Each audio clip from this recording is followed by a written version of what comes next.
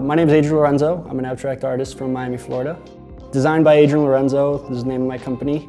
The hope is for it to be a general abstract design business. Right now the focus of the business is mainly canvas paintings and sneaker design, but I think the hope is for it to grow into other spaces like murals, like car design, furniture design, woodworking. This is very, the style or the different styles that I have are very moldable and can fit into all sorts of different mediums. I've been creating in some way, shape, or form my whole life. You know, it's mostly been doodles and sketching.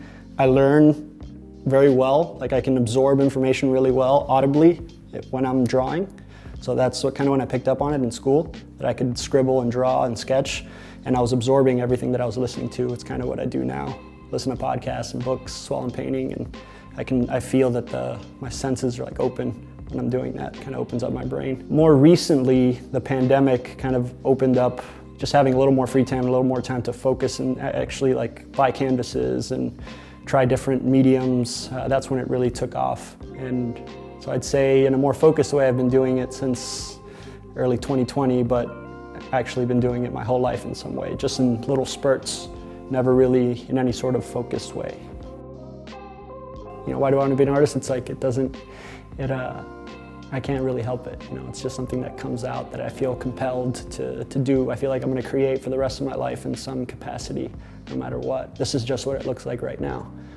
But I think it'll look very different a year from now, 5 years from now, 20 years from now, because I know that it looks very different, you know, from last week or 6 months ago. So I've been given no evidence to believe that this is going away. I think it's only going to increase, and that's exciting.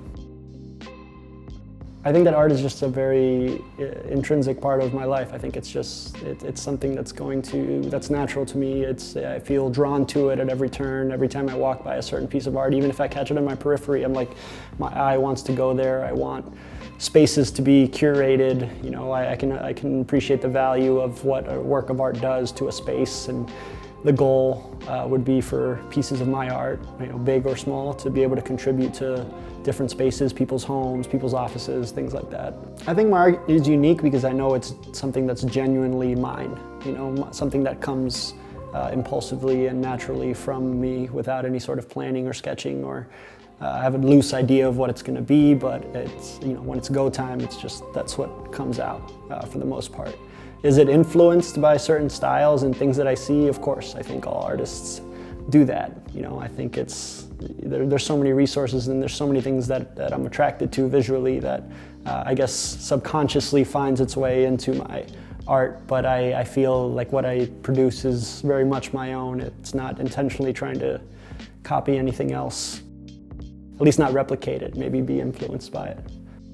You essentially want your art to be for almost like-minded people and people that kind of see the world the way that you do, and I think that's who it resonates with, and that's whose eyes it catches the most. But I think that there's something in what I do for anybody that can trigger their minds and trigger their thoughts, because maybe, I don't know, their brain pathways are open in the same ways that mine are, uniquely mine.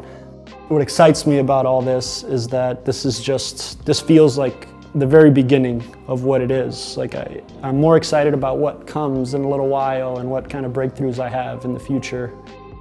I genuinely appreciate you guys spending this time with me and allowing me to share some of this with you, and I really look forward to connecting with you guys in the future. Peace.